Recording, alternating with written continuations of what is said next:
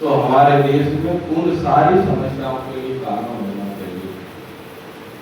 यानी हमारे पास तो देश विरोधी जो रीलें आ रही है, उन रीलों को हम सर्टिफाइड करके सेंड कर रहे हैं किसी और को, या किसी ने भी भेजी तो हम गाली गलौज के उतर के हम उस बिल को फॉरवर्ड मारना।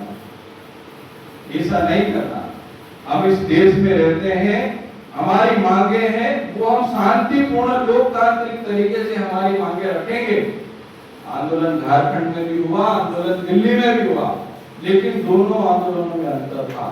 एक आंदोलन में देश के प्रधानमंत्री जी को गालियां दिया जा रही थी, और एक आंदोलन में एक युवा कहता है कि मैं मेरे देश के प्रधानमंत्री संवैधानिक पद पे है, मैं उसको कैसे गाली दे सकता हूँ, मुझे समाज व्यक्तिगत सुविधा। एक आंदोलन में देश विरोधी के नारे लगाए जा रहे थे, वो गलत नहीं है, मैं तो कह रहा हूँ दिल्ली का आंदोलन भी सही है, वास्तविक है। वो पेपर लीक हुआ, उसका विरोध होना चाहिए, उसके ऊपर कानून की मांग करना चाहिए।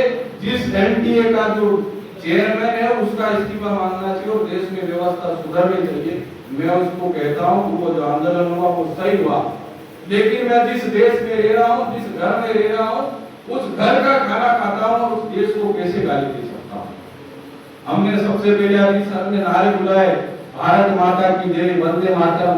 ये भारत माता की जय वंदे मातरम सिर्फ नारा नहीं है, ये भारत माता वंदे मातरम के नारा बोलकर इस देश में जो अंग्रेज आए थे उसको भगाने का काम ये यहाँ सारे क्रांतिकारी लगे इन्होंने किया। ये शक्ति मिलती है, ऊर्जा का केंद्र है भारत माता। स्वर्गीय अटल बिहारी वाजपेयी जी ने कहा था उस समय, जिस भारत में हम रहते हैं वो भारत सिर्फ जमीन का टुकड़ा नहीं है, ये जीता जागता राष्ट्रपुरुष है। इसकी नदी नदी हमारे लिए गंगा है, इसका कंकर कंकर हमारे लिए शंकर है।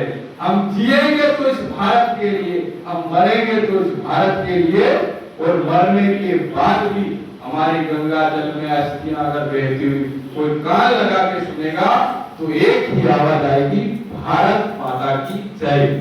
बोले भारत माता की जय।